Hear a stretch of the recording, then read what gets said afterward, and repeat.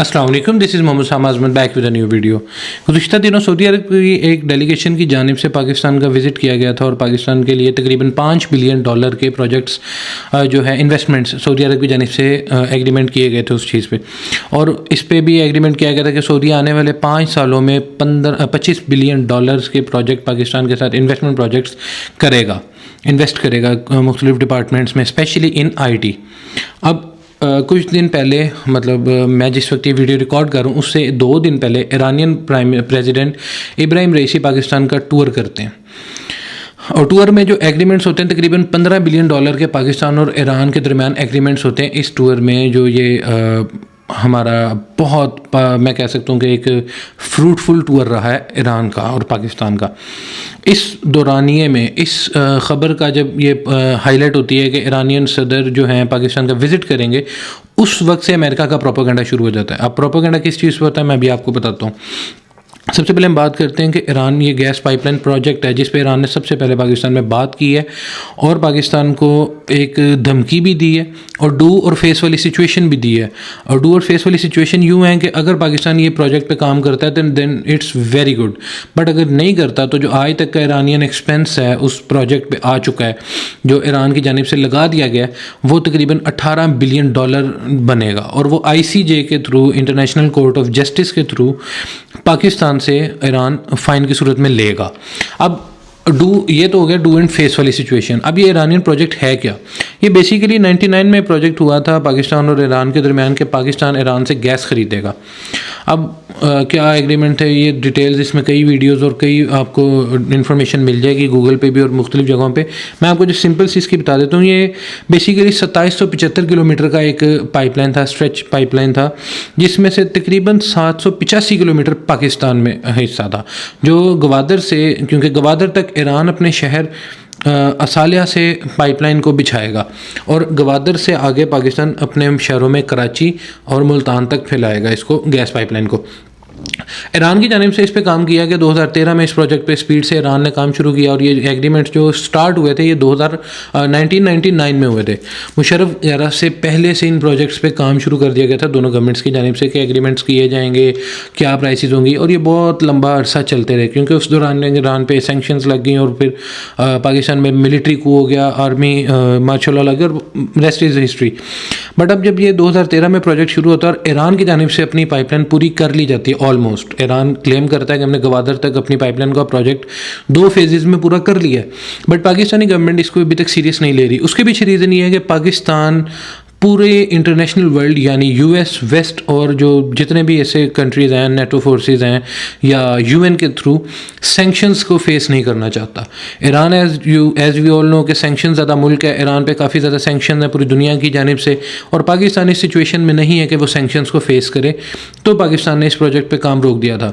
But जैसे ही ये पाकिस्तान का न्यू गवर्नमेंट आती है और उसके बाद ये पहला गवर्नमेंट ऑफिशियल प्रोजेक्ट जो है विजिट होता है, टूर होता है किसी इंटरनेशनल या किसी दूसरे स्टेट के वज़ीर आज़म या सदर की जानिब से, तो ये जो पूरी हाईलाइट में आता है। और फिर हाईलाइट में आने के बाद और ऐसा प्रोजेक्ट और ऐसे मुल्क की तरफ से आए जो कि पहले सैंक्शंस में है और जिसकी वजह से पाकिस्तान को भी अपने इंटरनेशनल वर्ल्ड में सैंक्शंस का ख़तरा हो सकता है, तो ये पाकिस्तान को सिचुएशन को थोड़ा सा अलार्मिंग कर रहा है।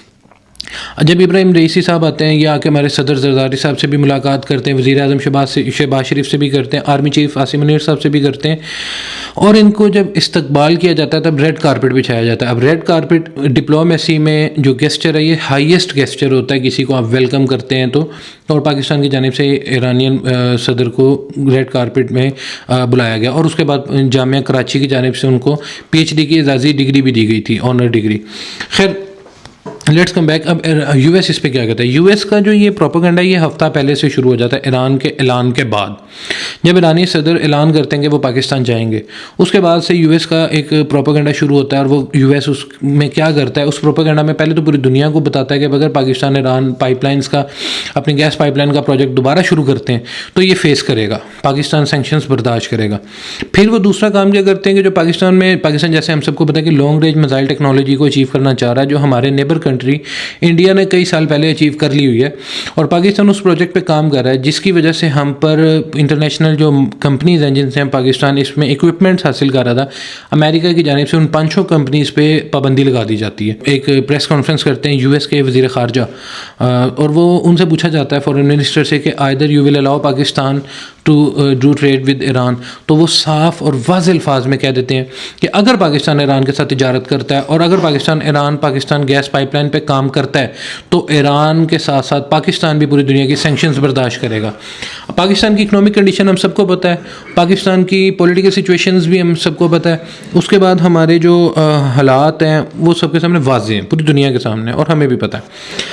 अब पाकिस्तान के पास जो सिचुएशन है वो डू एंड डाई की है। अगर पाकिस्तान ईरान के साथ जाता है, ईरान और चाइना के साथ, क्योंकि पाकिस्तान उससे पहले चाइना के साथ काफ़ी अरसे से दोस्ताना माहौल में रह रहा है, और दोस्ती के बेसिस पे हमारी कई तिजारतें और कई प्रोजेक्ट्स जैसे सी पैक पाकिस्तान और चाइना का क्यूमुलेटिवली चल रहा है, दोनों के इकट्ठे तौर पर चल रहा है। बट अगर ईरान के साथ जाता है तो हम सैंक्शंस फेस करेंगे। अब पाकिस्तान इस वक्त इस सिचुएशन में है कि अगर वो ईरानियन गवर्नमेंट्स को कबूल करता है, यानी जो इस वक्त 2 सुपर पावर्स हैं, चाइना वर्सेस यूएस, और यूएस के साथ सारा वेस्ट है जहाँ पे पाकिस्तान के सबसे ज़्यादा एक्सपोर्ट्स हैं, उसके बाद जो ईरान है, ईरान यानी फॉल करता है चाइनीज़ ब्लॉक में।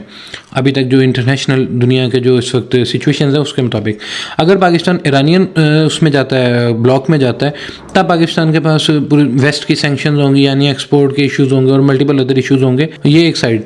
अगर अदर साइड है कि अगर पाकिस्तान दूसरी साइड पे जाता है तो यानी यूएस ब्लॉक में जाता है तो पाकिस्तान को $18 बिलियन का जुर्माना तो पड़ेगा।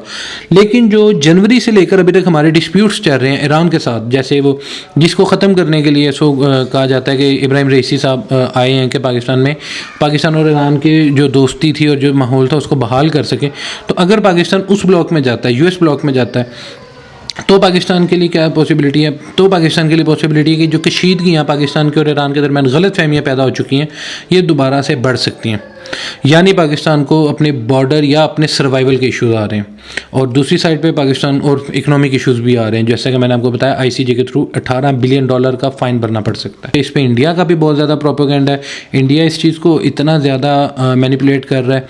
इंडियन मीडिया बार बार बता रहे हैं कि ईरान ने कश्मीर से स्टेप बैक कर दिया है, कश्मीर के मामले पर ईरान कोई बात नहीं कर रहा, पाकिस्तान में जो डेलीगेशन गया है ईरानियन सदर ने उस पर कोई फोकस नहीं किया। मतलब इस तरह की कई बातें इंडियन गवर्नमेंट कर रही है पाकिस्तान और ईरान के इस माहौल को बिगाड़ने के लिए।